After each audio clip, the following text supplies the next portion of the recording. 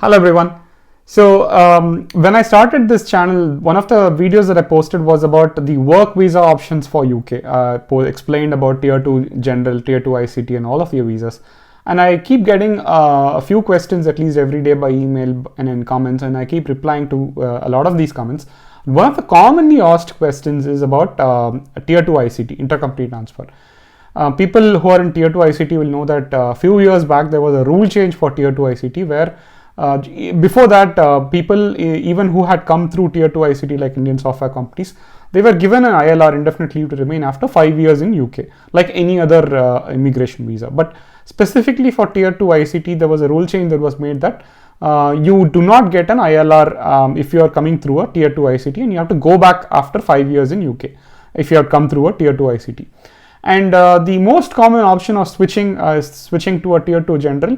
The one drawback or one big difficulty in that was that you need a 12-month cooling off period. Like if somebody is willing to sponsor you a tier 2 general visa, and even if you get a job, if you get a sponsor and everything is going through, you still need a 12-month cooling off period, which means that you need to go back to India, work in India for 12 months, and only then you can come back to UK through the tier 2 general visa. So this was a big limitation in terms of people trying to switch from tier 2 ICT to tier 2 general. The common workaround that I have been suggesting to people is that, if you come into UK as a family, as a husband and wife, your dependent, either a husband or wife, whoever is your dependent, they can attempt to get a tier 2 general. And even though it's a little bit difficult, there have been a lot of examples where the dependent has got a tier 2 general, and the person who had come through the tier 2 ICT, the main applicant, can switch as a dependent of that person now, and they can continue to work in UK. And for converting from a tier 2 ICT into a tier 2 ICT, tier 2 general dependent, there is no cooling off period. So you can continue to remain in UK. This is a little bit difficult, and obviously another option is the global talent visa, which is the tier 1 highly talented visa.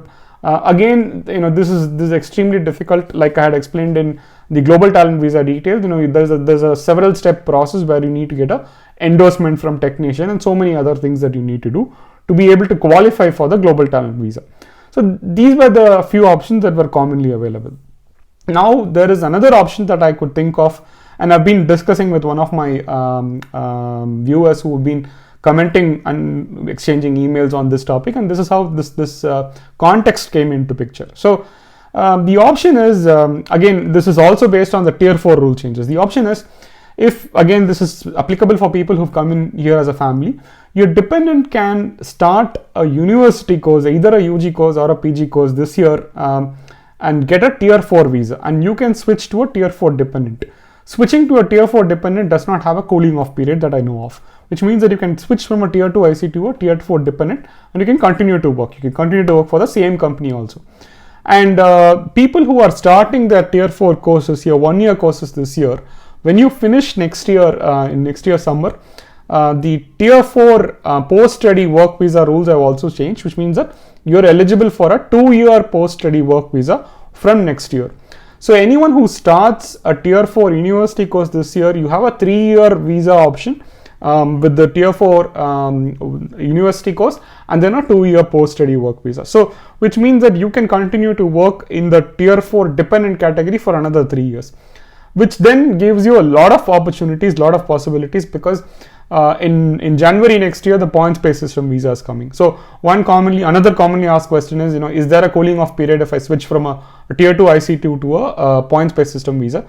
That hasn't been clarified by the government yet. For all you know, there may not be a cooling off period, but because it's not been clarified now, this gives you an option where for sure you can switch to a tier 4 dependent, and then when the points-based system opens up, you can switch from a tier 4 dependent visa to this points-based system visa without having any cooling off period, because all the dependents switching to a work visa, there is no cooling off period anyway in this country.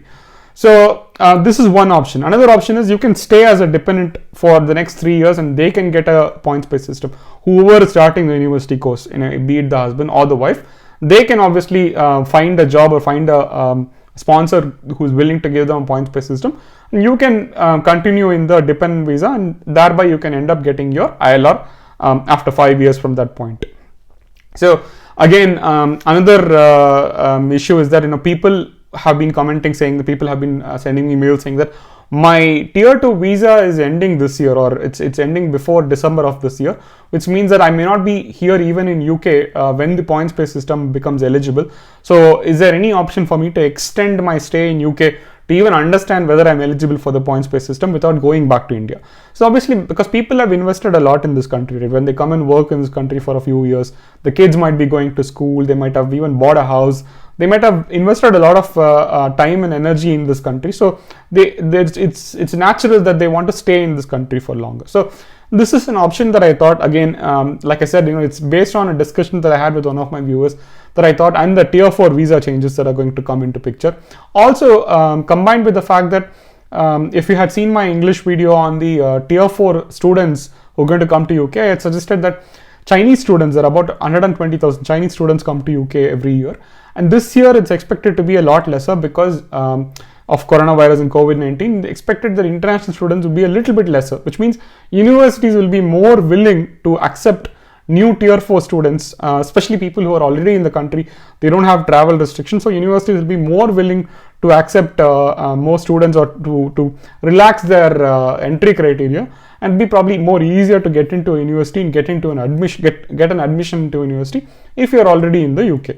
So again, this was only a suggestion. A lot of people might have already thought about this suggestion, but if anybody is out there who's not thought of this suggestion and who's been struggling to think of options to stay in UK, I hope it was useful to them. Again, if you really found this useful, if you think this idea is viable, do let me know your comments in the do let me know your feedback in the comments section, because some of you who might have already considered it, and if you had some thoughts already given into it, your feedback might be helpful to the others who are looking for answers in the similar subject. So hopefully this was useful to at least somebody who's looking at this video. Thank you, and until next time, bye.